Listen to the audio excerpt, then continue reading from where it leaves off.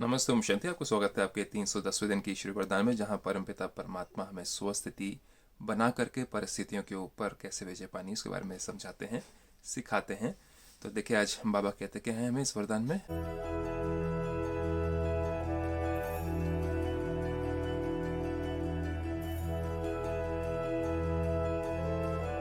बाबा कहते हैं स्वस्थिति द्वारा, स्व की स्थिति अगर, मन की स्थिति अगर एकाग्र है और मन में अगर हलचल नहीं है, मन में शांति है, खुशी है, प्रेम है, तो कोई भी परिस्थिति को हम फेस कर सकते हैं, चाहे वो धन की हो, चाहे वो तन की हो, चाहे वो संबंधों की हो।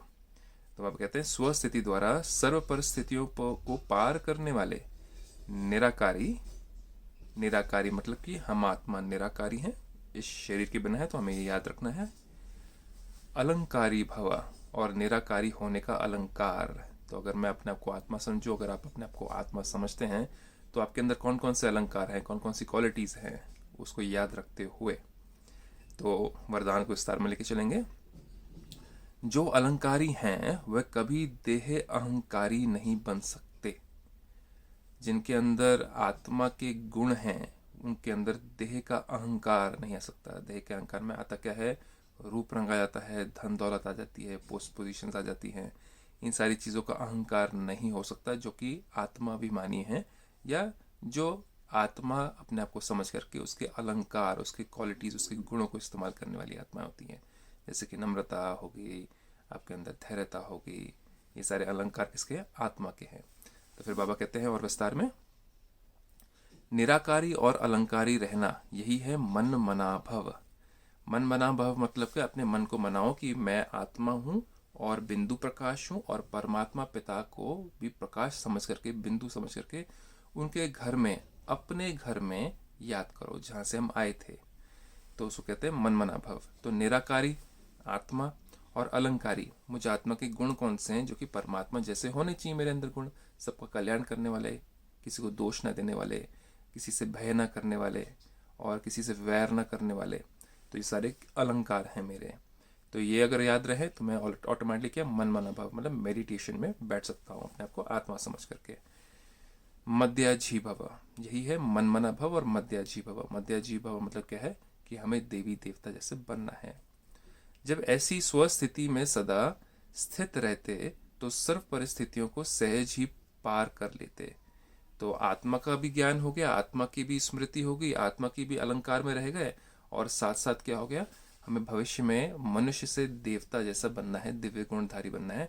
ये अगर एम ऑब्जेक्ट सामने रह गई, तो कोई भी परिस्थिति आ जाए, कोई आपके अंदर क्रोध उत्पन्न करने की कोशिश करे, कोई आपको अहंकार देने की कोशिश करे, तो वो नहीं हो पाएगा सफल। तो फिर बाबा कहते हैं परिस्थिति को सहज ही पार कर लेते हैं। इससे अनेक पुराने स्वभाव समाप्त हो जाते हैं। हमारे अंदर जो स्वभाव होते हैं, जो फीलिंग्स होती हैं पुरानी, जो कि नेगेटिव फीलिंग्स हो या इम्प्योर फीलिंग्स हो, सब समाप्त हो जाती हैं। स्व में आत्मा का भाव देखने से भाव स्वभाव की बातें समाप्त हो जाती हैं, और सामना करने की सर्व शक्तियां स्वयं में आ जाती हैं। तो स्व में आत्मा का भाव देखने से, अगर मैं अपने आप को आत्मा के भाव में याद करूं, देह का भाव आया तो मेरा घर, मेरा आइडिया, मेरी सोच, मेरा प्लान, ये मेरा मेरा मेरा हो गया।